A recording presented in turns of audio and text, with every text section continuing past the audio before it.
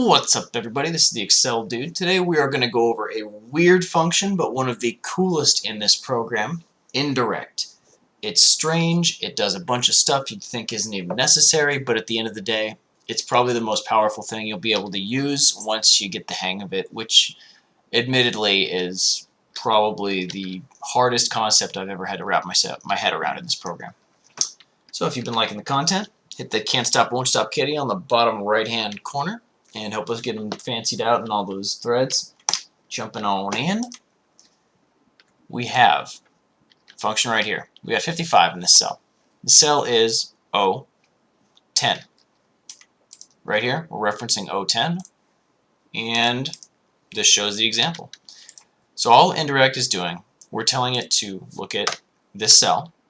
So we're saying indirect, take a look here, and it's reading the name, which is O10, which is the name of this cell. So it's going to show us what is in the cell we name right here. For example, if we did G10, there we go, we have 35. So all it does is it looks at a cell, finds the name of the cell, and then shows what's in that named range. You can set different ranges, like let's say C10, we wanted to call it Hamburglar. We'll put 10. And then we'll go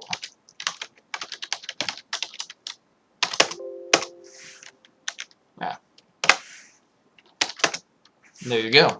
See? Just like with any text, use your quotation marks, you'll get there. So Hamburglar always refers to cell C3, but you see it's the named range right there. Then we'll take a look at this one. We can use sum, anything like that. So you have a table in, it can be in a spreadsheet, it can be in another tab, it can be somewhere you don't want it to be that shows. You can just have it as a backup data thing. So for example, this is group A. We'll go here. Take a look at this. And let's say we wanted to find sales for this group, and we wanted to find a total and average, all that good stuff. Equals, we'll go equals sum, so we want to find a total, indirect, and we're going to reference the group A text. Now we can either do the quotation marks, type it in, or we can just reference it like that. Close that, and we'll close that. 271, this right here, 271, we see how it references group A. And the way we got it to say group A is we just selected all this, and right here you type in group A. It makes that range that name. So if I wanted to call this one I don't know, Bone Thugs, then we could do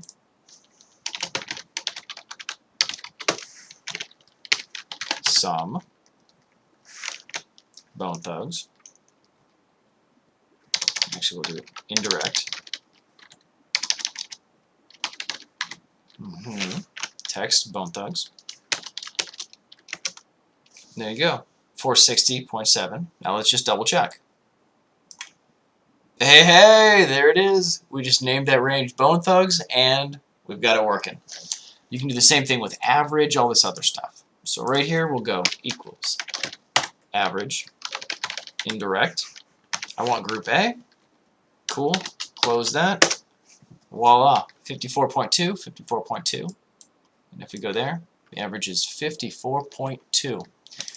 So you can do that, reference different sheets, you can have things moving all around. If you have your calculations and back up on one thing, it looks sloppy, or you don't think it works well with the presentation, totally fine. Indirect. Another cool little trick, and we're only going to go through two today just because it's really limitless with this function. It's pretty insane, to be honest with you. Let's say we need something that we have our actuals going month over month. We've got January, February, March, April, and so on. We've gone all the way through November. It's budget time. We've got to see where we ended last year. Okay, we'll do indirect. You'll pick the row. So first you go here. Indirect, and we're going to use R1C1, the naming convention. And all that is row and column. So all we're going to do is, instead of the normal way we do it, which is column row, like C8, we're going to do row and column. So here we want to see row 8. We want to find column. So instead of, you see we're going down here, 1, 2, 3, 4, row 8, quotation marks, row 8. So we've referenced that whole scenario, that whole row. And column, we didn't name a specific one, but we had to add something there. So we used the ampersand, we added a concatenate. So basically we have row 8 and just count everything up. That's all we're saying here. Count the non-blanks. And yeah, that's it. Count the non-blanks right in here. And we're going to reference that false because we want these 0.